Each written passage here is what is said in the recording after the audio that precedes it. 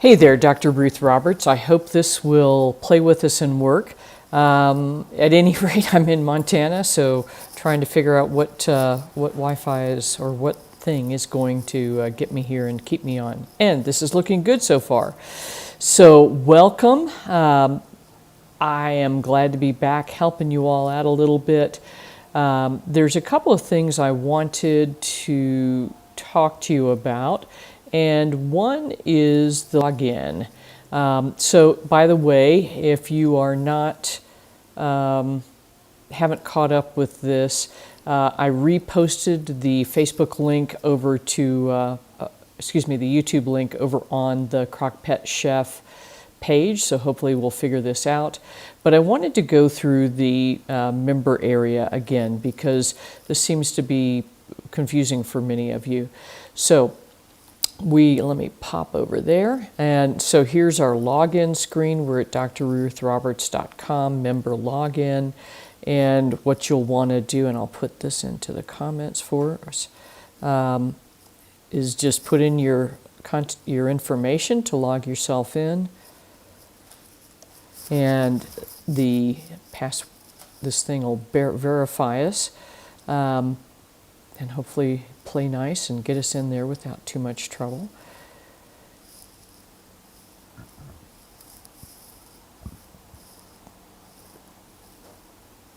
And evidently we've still got glitchies. Oh, for Pete's sake.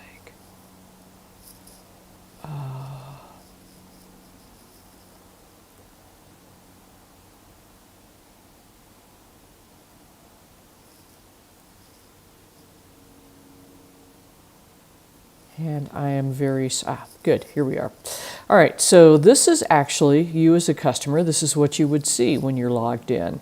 And depending on which courses you have access to, because this is my test account, it's all in there. So here's the original CrockPet Diet. So we'd click on that course.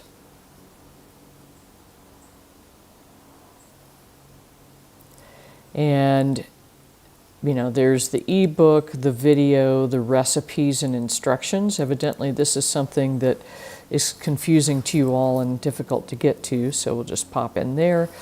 And what you will find is that here's a page with all of the recipes posted to them. And so let's say we want to do a keto version for dogs and cats with turkey. So we just click on that. It should pop us up a PDF. You can download this, cook from your computer screen, all of those good things. But here's the specific ingredients. And so again, remember, keto diet is a high-fat, low-carbohydrate version of the CrockPet diet. And we're all good to go there. So you can just start cooking away. So I hope that is helpful. Now, the other thing that's here that you may not be aware of, let's go back here to the course, is there are 2 free courses for you. And we'll go back one more page to the courses. Actually, it would have been easier to navigate up there, huh? So there's 2 free courses available to you if you just have the original CrockPet Diet. And one is Holistic Pet Health Resources, which are some videos about Tuina and a couple of other things. And then here are the Holistic Pet Health Protocols. So if you are not a member of iPets Ally, where we do a weekly question and answer session for subscribers asking about health questions for their specific pets, you have available to you these protocols for some of the more common issues that are creating problems for our pets. And when you click on them, so if we go to the Keep My Pet Healthy protocol, for instance, what you'll find is my basic recommendations to keep your pet healthy. And the other thing is, too, in this website, you can have dark mode or light mode. So if you prefer a little brighter look, for me it's easier to to just use a dark mode on my eyes. And so, you know, here's a couple of things. Obviously, you're a CrockPet member, so this doesn't apply to you so much, but here's the link for the video consultation and some information. So here's the basics. What I'd say is we need to reduce inflammation and strengthen the gut. I do need to add the holistic total body support back in here. Here's our fish oil recommendation, symbiotic, and then, you know, a couple of other things in here. So taurine powder, 2 per day, which we were using. And then here's a couple of videos to help you keep moving, help your pet keep moving, and then meditation. And so that's kind of the protocols there, but these are good places to start if you are not an iPets Ally member. And of course, I'm going to recommend to you that you do become an iPets Ally member, because at the ultimate level, you would have access to all of the courses and a special once a month live interactive Zoom call where we talk about whatever's going on with your pet. So there is that. Now, let's get to what you're actually here for today, and that is getting a couple of questions about cooking answered. And so Sohyung is asking if rosemary extract in ground turkey is safe for dogs and cats. And so yes, it probably is. And the reason it's in there is as a preservative. So it's one of those things that, is it really a good idea? Is it going to harm your pet? No, it's not. But it's, you know, that would make me think about what's the actual quality of this product. And then Donna, I think I answered this question about cauliflower. So yes, you can use cauliflower in place of one of the brassicas. So broccoli, kale, things of that nature.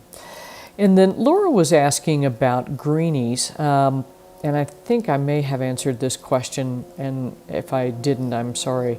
But they are manufactured in the United States, and it's interesting. So I would not recommend greenies because they are they're made out of cornstarch, basically.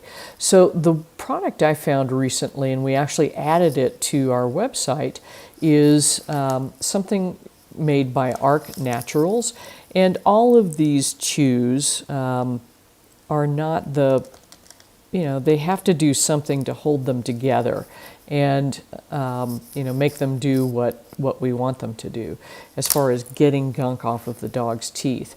But this product, I think, is the sort of the least offensive. That contains rice flour and a couple of other things. So we've got 2 sizes available. Let me pop over to this page for you. So the ones for the little guys and the ones for the bigger guys. Now, the thing that's great about them, and we've got some pictures of the actual product. So these things are about 2 inches long, about a ½ an inch in diameter, and it's a good quality product. I think out of all the dental products that are available, it's one of the better ones. So if you're not familiar with them, go check it out. But I think you'll be pretty happy with that. So that's what I've got for you there on dental stuff. And then, like I said as well, there's a great product, a powder product from thisdogslife.co, and it's been really nice. So go check that out. Let me see if I can get back to my comment screen so I can put this in here for you. There it is. So there's member login. And I wonder if I'm talking to myself. No. All right, good. So there's that. And then here's the dental product. So you've got that available. And let's see, what else do we have here? So Lee, I think I answered your question last week about reduced income and lack of meat.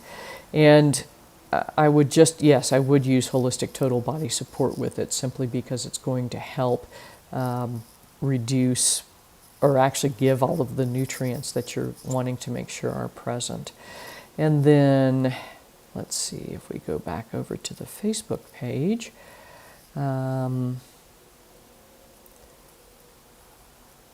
Let's see, and Robin's got a question. And she's asking about her two 11-year-old cats just diagnosed with chronic kidney disease. And they like canned rabbit and canned duck. And are both of those protein okay? Now, Robin, if you go over to the holistic protocol for kidney support, I would suggest that you check that out. I do not recommend lowering protein until the kidneys are really having a problem. So go check that out. And then she's asking about calcium citrate, which we actually do have available in the Shopify store now, so go check that out. We have a few bottles left. I think we've got maybe 5 left. But go check it out there. You can navigate to it with that link. And I'm working on a more permanent source. So this is the difficulty. Calcium citrate, turns out, is actually sourced mostly from China, from all of the manufacturers I could get in touch with. I stopped using bone meal some time ago because it's high in phosphorus, and that's obviously not appropriate for cats with kidney disease. If you are really having a heck of a time, you can get calcium carbonate.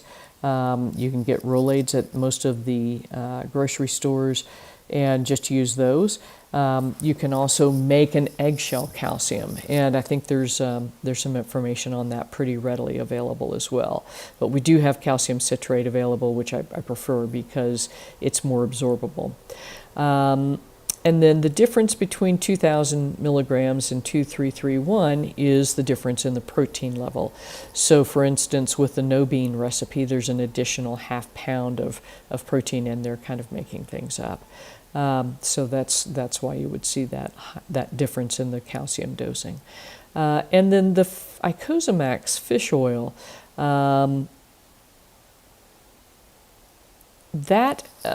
if you start with cats, if you start with very, very small amounts, you can generally work your way up to that dosing.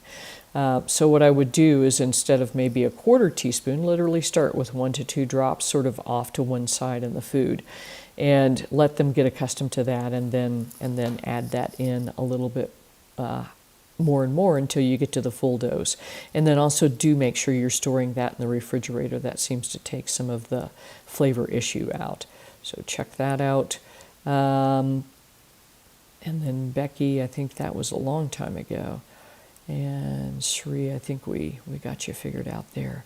So I believe that's all we've got for you today. Definitely keep those questions coming. I will make this a regular feature so that you can get your cooking questions answered. So I hope that is helpful and that you have a great week. And we'll see you next week.